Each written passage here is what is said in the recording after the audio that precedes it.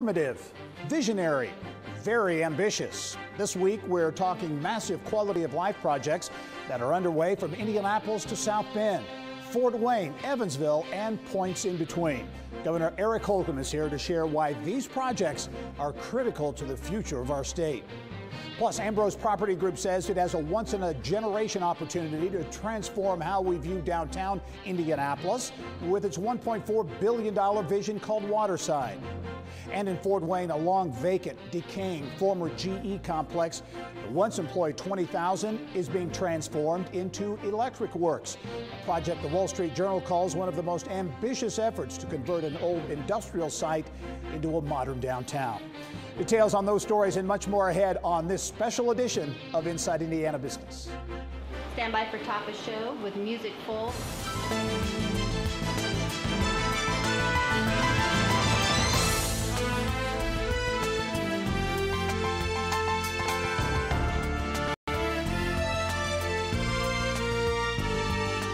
Stand by D1 Sound, sponsored open with music. Stand by camera 3 with Gary. We're out in 5, 4, 3, 2, dissolve, cue Gary.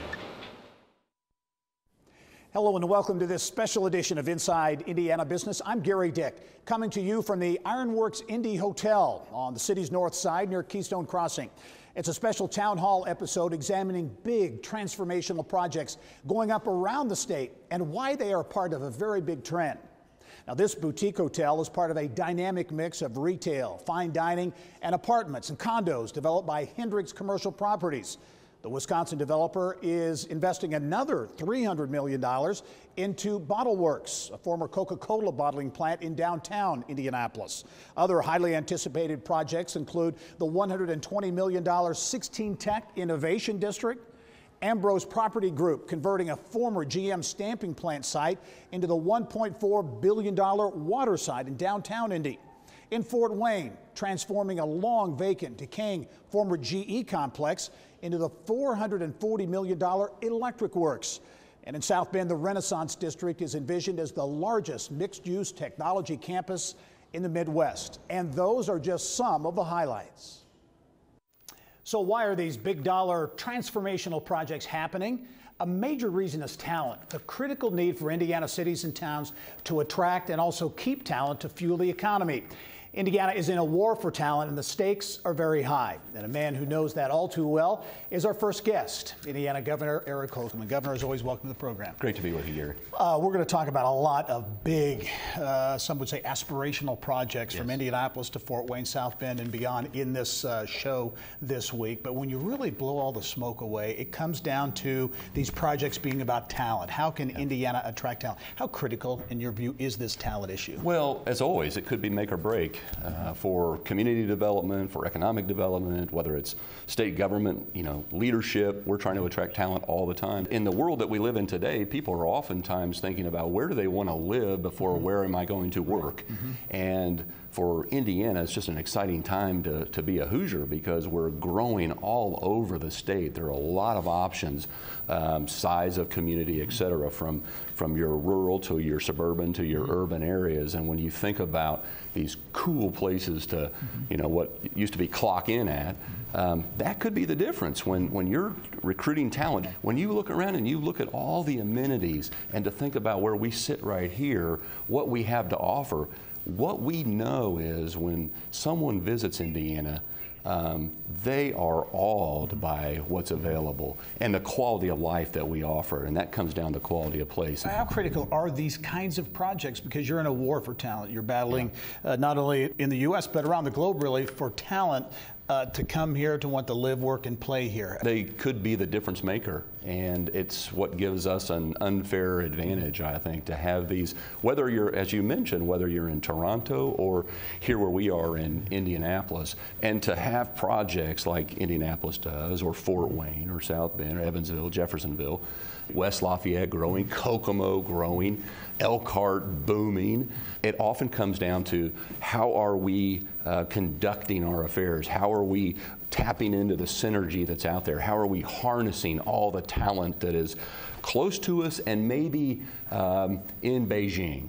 And with technology, you can do that. You can pull people together and you can move people around. Again, what we know is when people come here and do externships or internships, whether it's in the tech community or in some of our auto manufacturing, what we've seen is Indiana's place in the world is critically important. Regional, you mentioned regional cooperation, and the Regional Cities Initiative has funded a number of projects, including Studebaker and South Bend, which we'll talk a little bit about a little bit later. Do you foresee other efforts at the legislature that you'll be pursuing to attempt to find ways to fund regional initiatives? Oh, I hope so. And we'll be looking at in this upcoming session in January that kicks off in January, reviewing our tax code to make sure that we're not doing things the same way we did in the 1920s in order to attract more talent and more capital. And what we're seeing is, because of regional cities, we're seeing communities like never before. They're not looking inside a box, right? They're not thinking in terms of whether it's party lines or county lines or city limits. They're thinking about a limitless opportunity to grow a region. And that's in fact what corporate investors are looking for, whether they're headquartered in Amsterdam or in Buenos Aires. They're looking at a region and what impact they can draw from. Indiana Governor Eric Holcomb, as always, thank you. Great to be with you, Gary. Well, coming up, Indianapolis-based developer Ambrose Property Group doubling down on its plans at the former GM stamping plant site in downtown Indianapolis. The company's vision for Waterside includes projects totaling nearly $1.4 billion.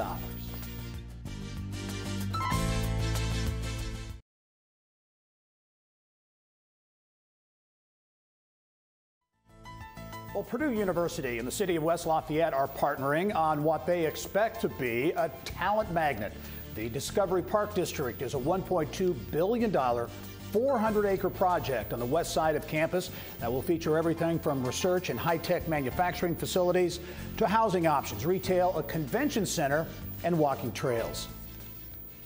Well, one of the most expensive mixed-use development projects underway in the state of Indiana is happening in downtown Indianapolis. Developer Ambrose Property Group has a $1.4 billion plan for a high-profile property that once housed a GM stamping plant.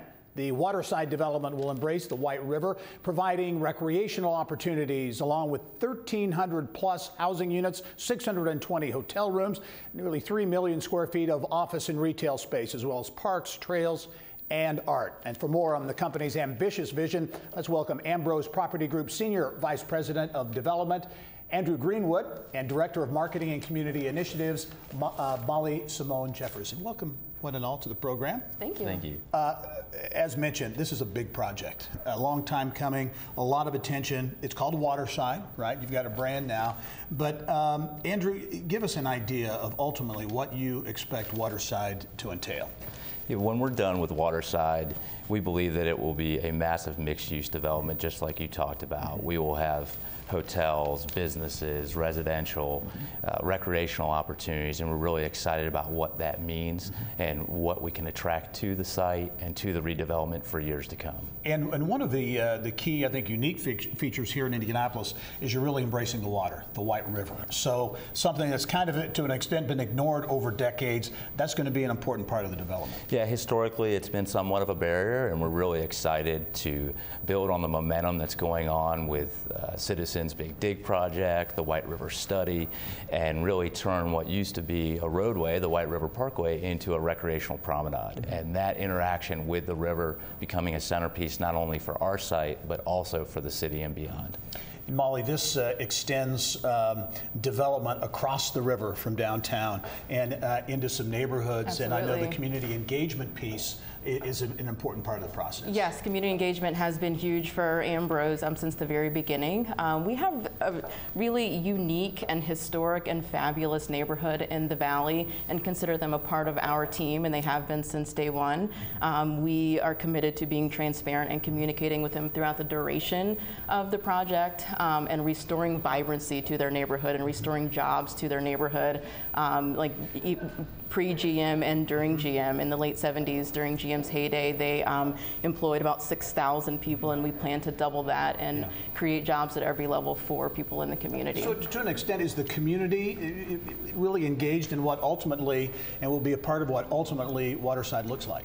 Absolutely. They're excited with us. Their vision aligns with ours, and we really do believe that the Valley and surrounding communities are a part of our team and are planning with us. Yeah. Part of the vision at Waterside, I know, is to create some innovative workspace that's going to be attractive to, in particular, a young professional. Yeah, we're really excited about the live, work, play, and the opportunity to have those 20-minute neighborhoods, and we think that is a big part of why we will attract from Indianapolis and beyond. We've recently contracted with Jones Lang LaSalle, international renowned brokerage house, to help us market the property, work with the city and state and beyond to really get top flight talent to want to come live, work, and play at Waterside. What's been the reaction, Molly, as you've gotten out in the community to this project? A lot of change, obviously, and sometimes change isn't necessarily well received. What's been the reaction? Again, this neighborhood is really unique, and they cannot wait. I mean, it's really different. Their biggest question is, when are you going to start? They're very excited, and they, kind of look across the street to find us and to ask questions, and they are absolutely engaged and kind of right there with us. Final question to you, Andrew. As you look at this project, Waterside, how does it stack up with other projects? I mean, this is big, a big dollar amount, a lot of property right in the heart of downtown or near downtown. That makes it unique too. Yeah, 103 acres is not a small amount in an urban setting, as we've talked about before, and so our ability to transform not only our site but the city and beyond is really vital. All right, it's a major project in downtown Indianapolis, the $1.4 billion Waterside project. Andrew Greenwood and Molly Simone Jeffers, thank you both very much. Thanks we'll so talk much. to you soon. Yeah. Well, coming up next, the $440 million redevelopment of a former General Electric campus is part of a renaissance in downtown Fort Wayne. 39 acres will be converted into a mixed-use site that will include office, retail, residential, and innovation.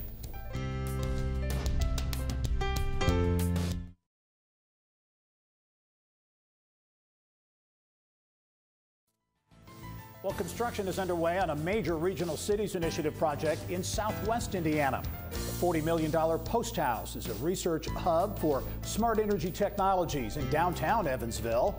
In addition to providing housing, retail, and office space, it will be a living laboratory for Vectren to test and utilize smart energy products.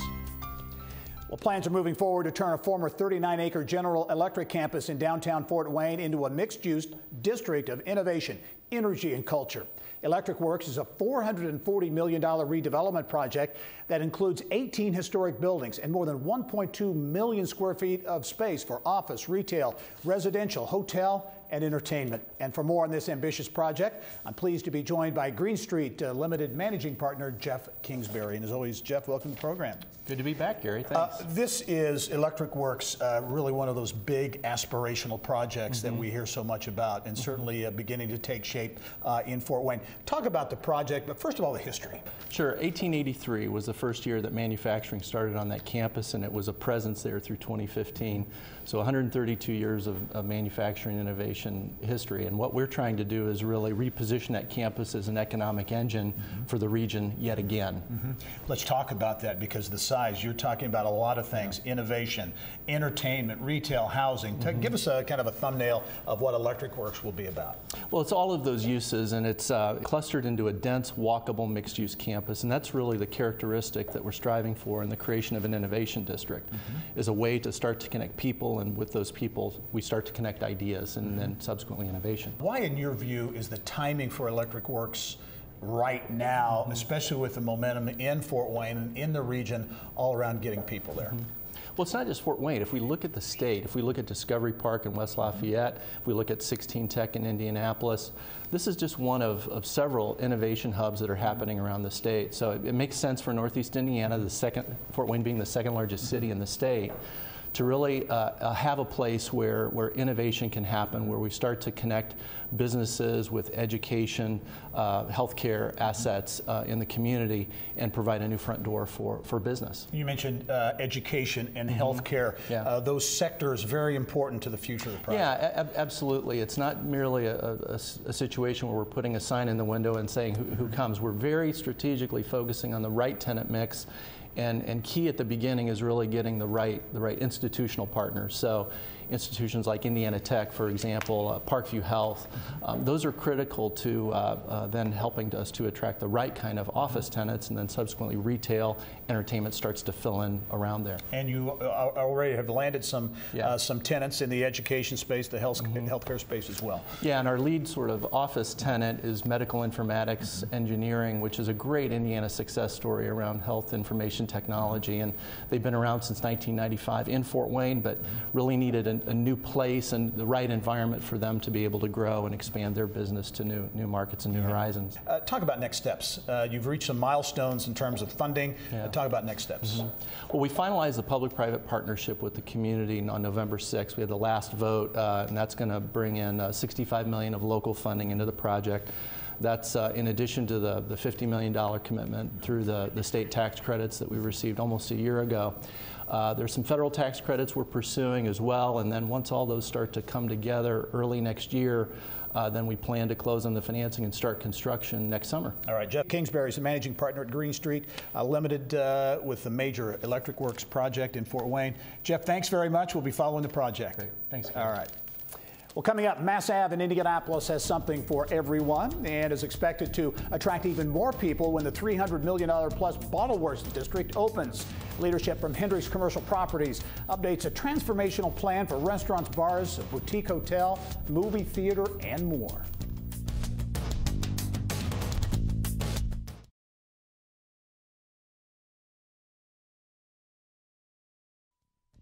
Well, downtown Evansville is undergoing a major transformation that includes the $70 million Stone Family Center for Health Sciences, a $66 million 4,700-seat arena for the University of Southern Indiana, and an $18 million 139-room Hyatt Place Hotel.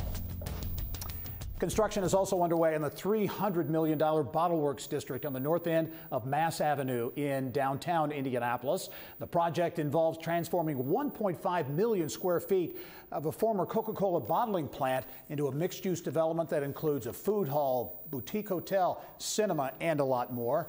And for the latest on Bottle Works progress, let's talk with Hendricks Commercial Properties Vice President of Development, Isaac Bambouche. And Isaac, as always, welcome to the program. It's good to be back.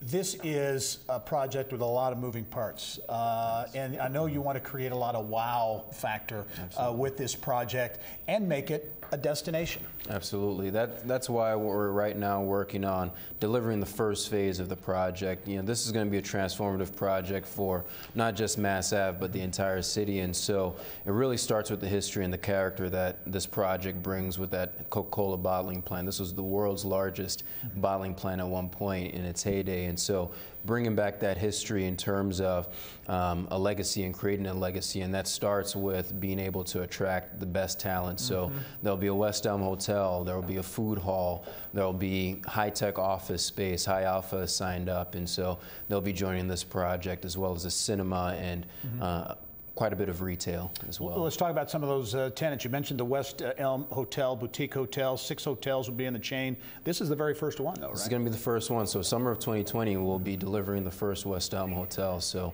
we're pretty excited. Office space is key, and a certain type of tenant. You got a really tech-savvy company with a cool vibe right now, High Alpha, the venture studio, which is doing some great things, continuing to launch companies. They're going to have their corporate offices there. That's correct. So High Alpha will be our first office tenant, which is huge. Those guys are going to be bringing in just great talent, and with everything that's happening on Mass Ave, we think this is going to be a great space for them in terms of being able to not just attract talent and help further build the ecosystem, the tech ecosystem in Indianapolis and Indiana, but also help retain because having those options are key, and so we're going to have lots of those. Your company, Hendricks Commercial Properties, based in Wisconsin, you obviously think a lot about Indianapolis. We're in the Ironworks Indy Hotel and the larger Ironworks project here on the north side, in addition to the Coca-Cola investment downside, so you're pretty bullish on Indianapolis. Absolutely. We feel Indianapolis and Indiana as a whole has great market fundamentals, great higher education institutions, and just there's an energy, and so we want to be a part of that energy, and we want to be catalytic to that energy as well. So we're happy to be here and look forward to being here for a while.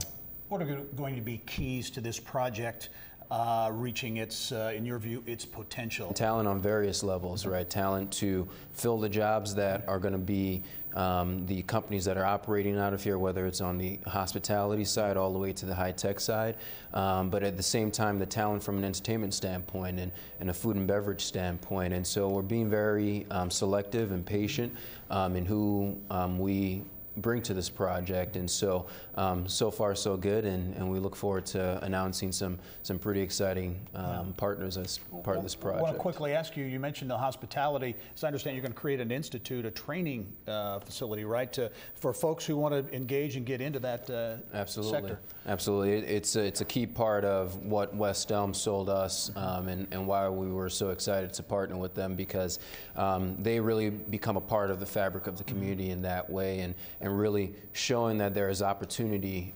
in these different industries. It's not just one segment, but you have opportunities in numerous segments in different industries. Isaac Bambouche, Hendricks Commercial Properties, thanks very much. Major talent attraction project in downtown Indianapolis with the Bottle Works project, and we'll talk to you soon. All right, thank you. All right. Thanks for having me. Well, still ahead, we go to northern Indiana. South Bend looking to transform the massive old Studebaker complex into a center of high-tech innovation. It's part of the Renaissance District, and it's on the way to becoming what could be the largest mixed-use technology campus in the Midwest. Plus, 16 Tech, Indianapolis' 60-acre innovation community, is gaining momentum. The planners expect the project to create more than 2,600 jobs over the next decade. CEO Bob Coy is here to update progress and the tenants moving into the first of 4 buildings in the district.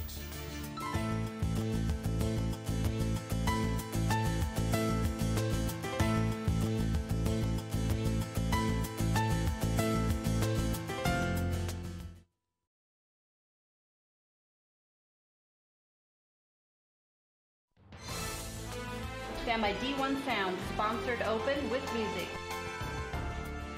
Stand by camera 3 with Gary. We're out in 5, 4, 3, 2, dissolve, cue Gary.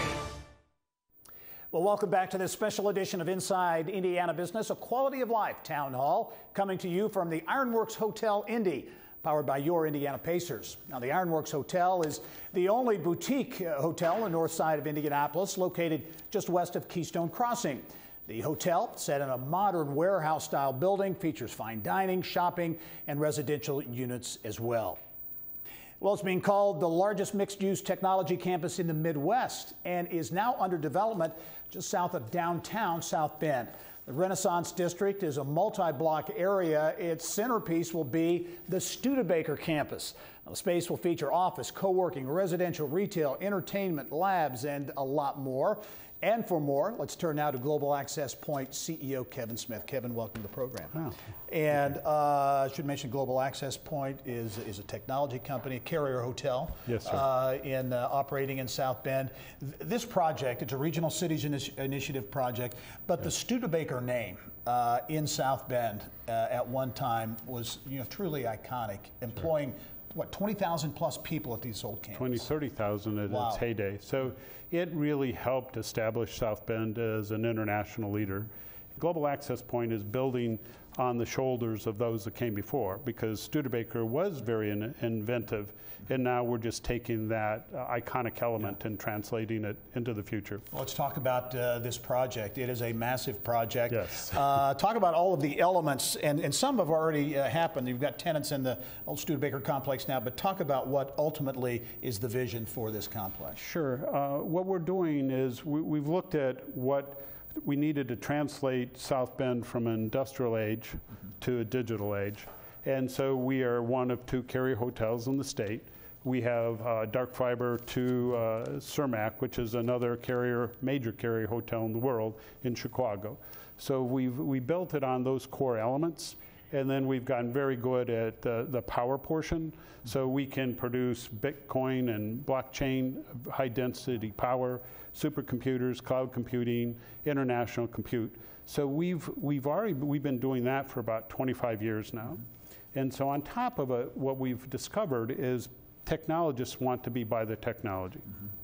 So we've figured out how to blend that technological space next to the technology. And that's what drove me to expand from the Union Station to the Studebaker building. You talk about the technology and connecting South Bend to the world, really, that this area is home to some of the densest fiber concentration in the nation. Absolutely, because the Union Station converged 3 railroads. That means you had 3 easements for the fiber optics to go down. And so if you're heading out of Chicago, you pass by me. And then sometimes you go down, I have fiber that connects South Bend to Indianapolis, or you continue to New York. So we leveraged that kind of power or fiber density connectivity and made it accessible to the community. Yeah, as you look at the regional nature and the cooperation needed for this project, how important is that piece? Oh, it's essential, because I'm so pleased that our state has become a regionalist. One of the goals would be to find the virtualization of all those regional centers and integrate them together.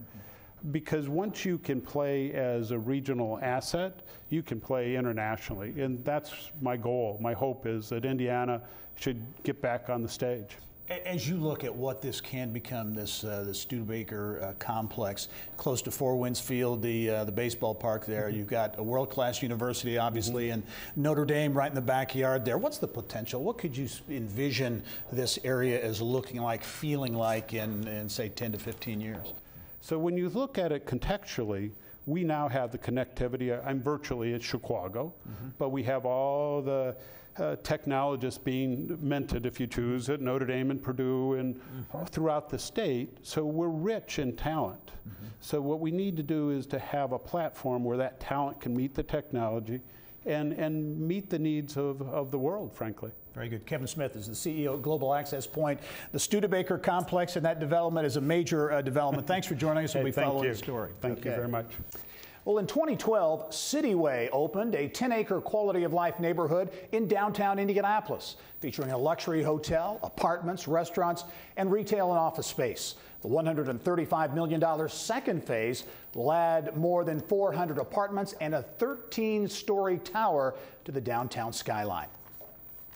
Well, the first new building in Indianapolis's 60-acre innovation district is fully leased. 16 Tech developers say the $30 million research and office facility will house the Indiana Biosciences Research Institute, the Central Indiana Corporate Partnership, and IU School of Medicine researchers. Browning Investments plans to invest a total of $120 million in the first 4 buildings at 16 Tech.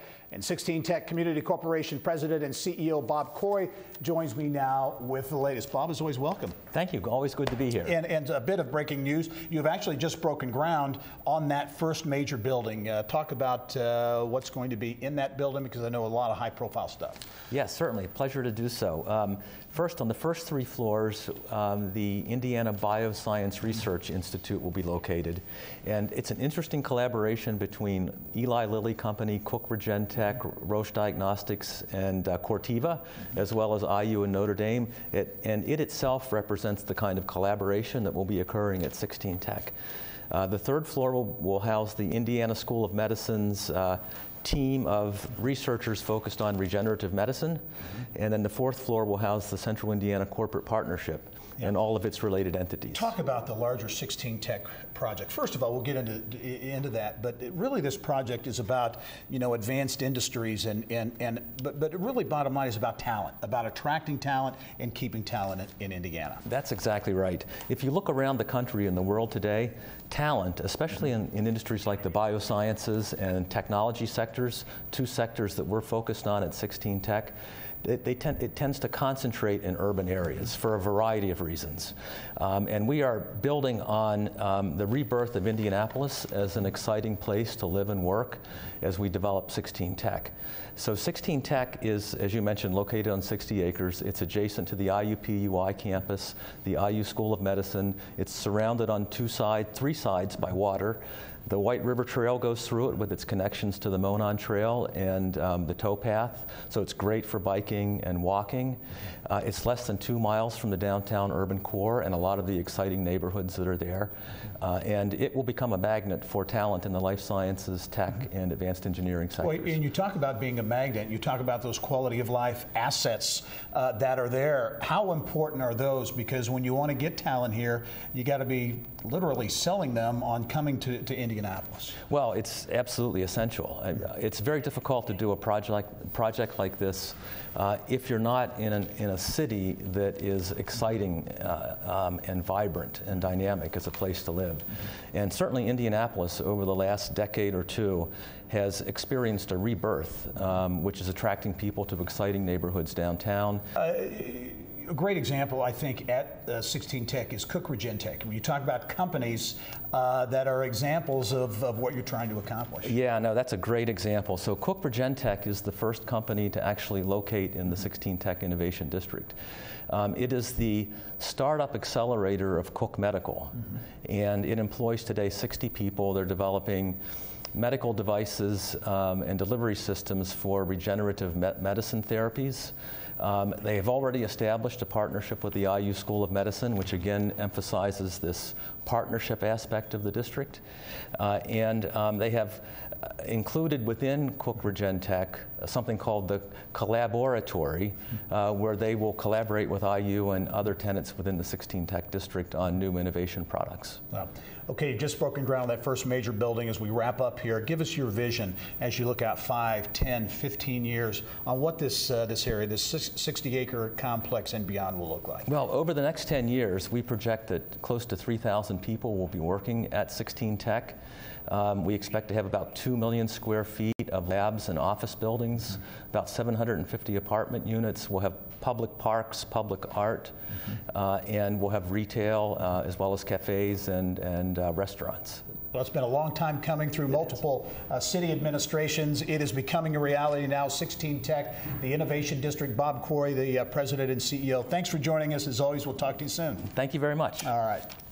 Well, coming up, in less than a year, Fishers will be home to a more than $100 million culinary and entertainment hub. Mayor Scott Fadness is here to update progress on the construction and a growing list of tenants.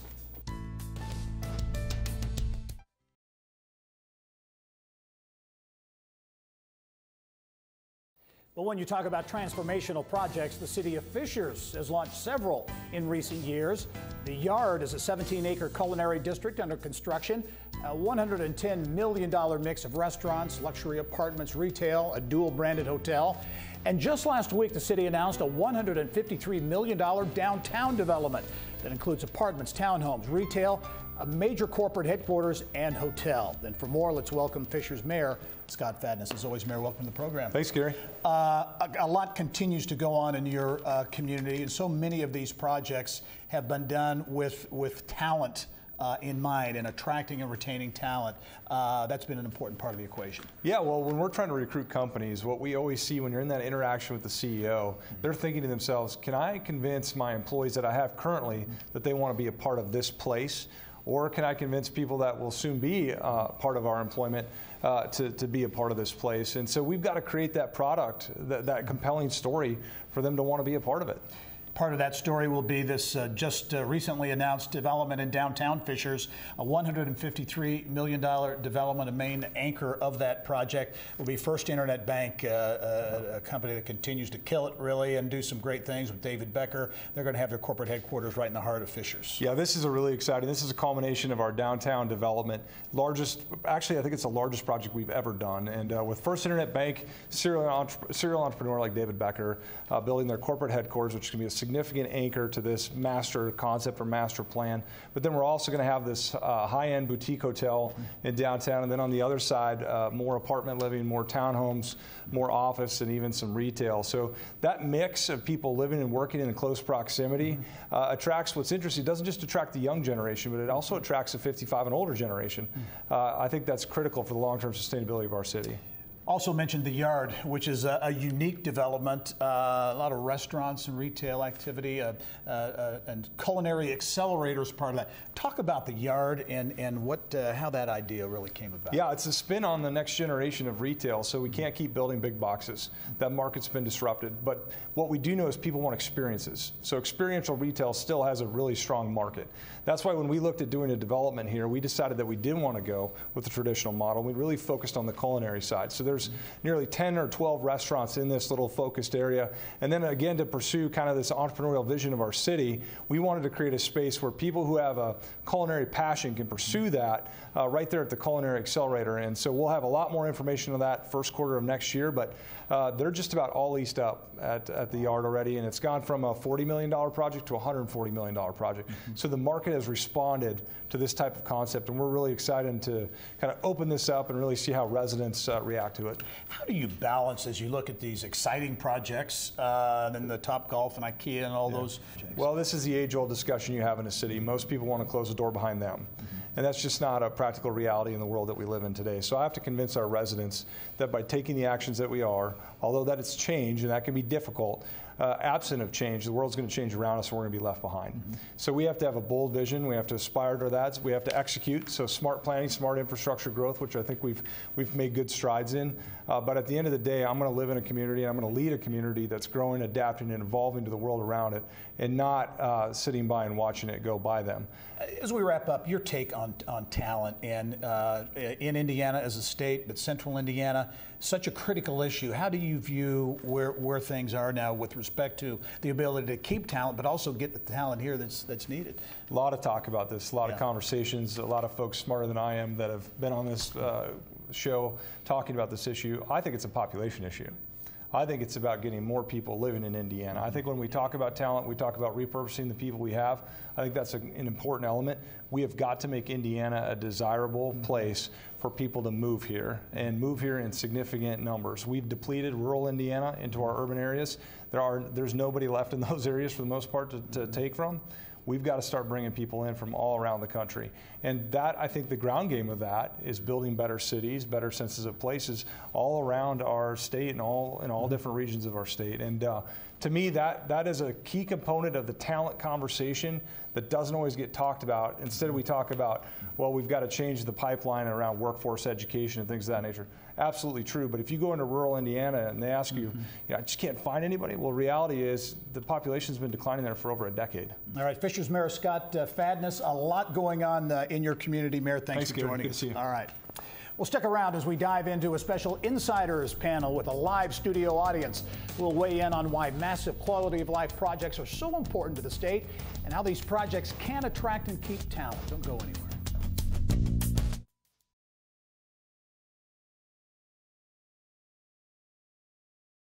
And welcome back to this special edition of Inside Indiana Business, a quality of life town hall coming to you from the Ironworks Hotel Indy on the north side of Indianapolis. This broadcast powered by our partners at Your Indiana Pacers. We've been highlighting a number of these massive quality of life projects around the state. Now it's time to talk a little bit about why they are so important to Indiana and can they really be a key to attracting and keeping talent. For more, let's bring in a special Insiders panel this week. Genovis Executive Managing Director Larry Gigerich, also TMAP LLC CEO Bill Osterly, and Cheetah Digital Senior Vice President of Global Human Resources, M.T. Ray. And welcome one and all. Thank you. To this edition of the Insiders. I'll start off by kind of teeing it up to ask each of you. Bill, I'll start with you, but just your assessment. We've talked a lot, and a lot is said about talent and how important it is, how critical it is, and Indiana needs to embrace initiatives to do more to get. What's your take on where things are from a talent perspective in Indiana right now? Yeah, I think we're about to enter a period that's going to take a while where we are just going to be under tremendous pressure to bring talent in. The demographics tell us we're going to be short. And That's the first time we've had to deal with that in maybe 100 years. So these projects are going to be just critical in us attracting outside talent to the state. Brings up a good point. MT, your take on that, you look at the numbers, you look at the demographics, and they don't necessarily paint a rosy picture. No, I think we have to get creative on how we attract talent to Indiana. And I think these projects, like Bill mentioned, are going to do that. I mean, we need to show that this is a place you can live and work and play and have opportunities for a career. And I think that will help bring people here when they see what a great place it is to live. Yeah, Larry, your take, you're dealing with this not only in Indiana, but in areas around the country where you work on projects. Your take on the talent. Yeah, absolutely. We've got to grow faster than we have been over time. And I think part of that is growing faster and growing smarter. I mean, Bill's company is doing some great work right now looking at those people that are persuadable, who would be targets to come back to Indiana. That's very important, but we also need to attract that talent that's at a well-educated level, and that's why those quality of place investments are so important, because they pick where they want to live first and figure out the job second in many cases. And Larry mentioned your efforts, Bill, and how important in your view is it to be, everybody wants to go after talent, but to be strategic? This is a targeted marketing exercise, not a mass marketing exercise. We're at the point where we can identify the people that we want to get and deliver specific messaging to them, tailored to them. And if we do that, we'll be the only state in the country that is actually out executing that kind of plan. So be very strategic. MT, your company, Cheetah Digital, is in growth mode. We had you on the show a few weeks ago, tripling your head count. So you're in the midst of this. How are you finding the market out there? Every day. It's hard. I mean, we are competing for talent every day. So you have to be creative, as I said. You have to differentiate yourselves. You have to come up with your employment brand and what makes someone want to join you. Because they have multiple offers from different companies, small and big. Is there anything you'd like to see, the state, local municipalities do in terms of initiatives or things to help the situation? Yeah, I mean, I think we do a great job with our entry-level talent, with the different programs we have in place through the universities. But I think there's a lot of transitioning workers out there that we could retrain and offer programs to help them, be trained up to take some of these open positions. And I think we have to do a better job branding ourselves as a state to attract talent. Those boomerangs, those ones that Larry was talking about, those that leave, how do you get them back? And what a great place to live. It's affordable. We have all these great programs happening. How do we target them and go after them? Yeah. Larry, was in some respects, the Amazon decision to put a logistics center in Nashville, 5,000 jobs, big investment, $200+ million. Was that kind of a wake-up call maybe for Indianapolis? I think clearly it was the one that hit home the closest. As a lot of people said, if you pick Washington, New York, no one's going to get fired over that decision, right? Because of the size of those markets. But Nashville's one where compares to us in many, many ways. Big difference is they are growing their population faster, about double what we are here, and it's at a much, much higher level from a quality standpoint. And finally, it's a broader area too. It's not just people from Tennessee or contiguous states, it's across the country. And that was one of the things that Amazon recognized. What does Indiana need to do to kind of get to that whole issue? Well, I think part of it is doing big, bold things. As MT alluded to earlier, it's important that we have bold talent initiatives. And again, not just to point to Tennessee, but one of the things Governor Haslam did there a few years ago, about 5 years ago, was create the Tennessee Promise Program. Big, bold program around talent development at all levels. And I think looking at those types of opportunities, the Next Level Jobs program that Governor Holcomb has started is a start, but we've got a lot more to do to build on that. Bill, your take on these big, I've heard others besides Larry talk about that, big aspirational projects that Indianapolis and the state more broadly should maybe pursue to get at this issue. Yeah, I think obviously big projects carry risks. So, we have to be prudent about this. But it's going to be required. Again, the demographics here are just very frightening. The state's population is stagnating, and we have to address that head on. We're going to have to go out and recruit, and we're going to have to do that collectively and collaboratively. That's a big project. And I think it's one that is absolutely required. Mitch Daniels at Purdue recently announced I can't remember the name of it now, but a Brain Gain initiative, basically to go out after those Purdue grads who are out around the country and bring them back home. Indiana's 18th in the country in the production of college degrees. That is a huge asset to us. That's better than Tennessee, better than that. What we have to do is harvest that, though. We're 42nd in the country in degrees held. So that's a pool that's out there across not just the country, but the world. And we can go find them, and we can attempt to bring them back. And furthermore, we can message to them while they're in school, which we haven't done very well historically.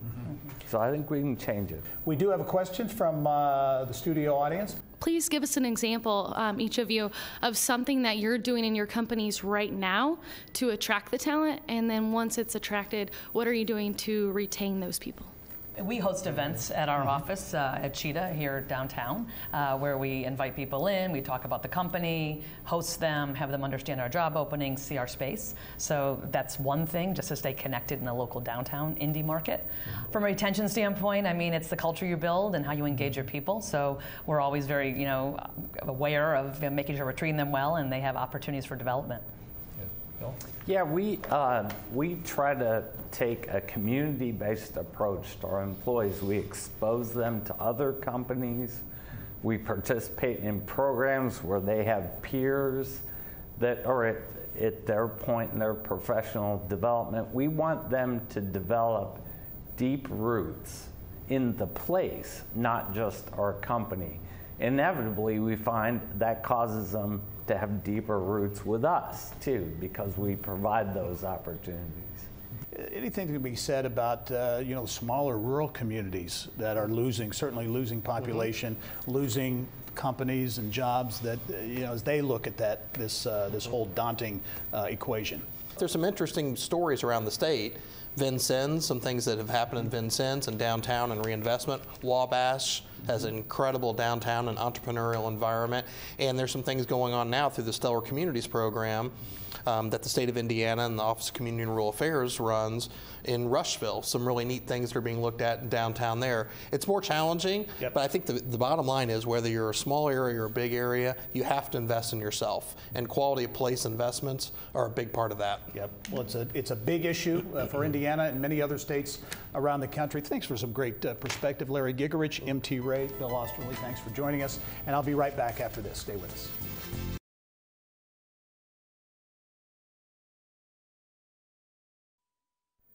And before we wrap up this special edition of our show, we want to give a special thanks to the Ironworks Hotel Indy for their really warm hospitality and also sharing their great space with us this week. Also, Pivot Marketing for providing some information and resources. As always, a big thank you to our friends and colleagues at WFYI for another first-class production, and to our presenting sponsor of all of our on-the-road broadcasts in 2018, your Indiana Pacers. Thanks for joining us this week. I'm Gary Dick. Go out and make it a successful week.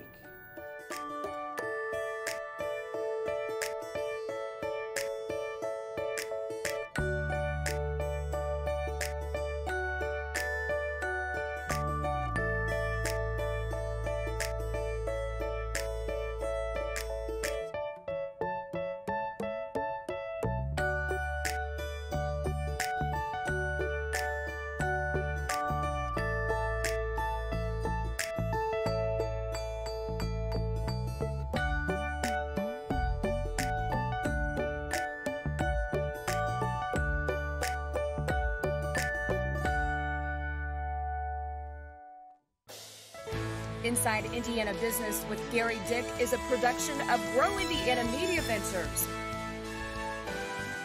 with support from WFYI Productions.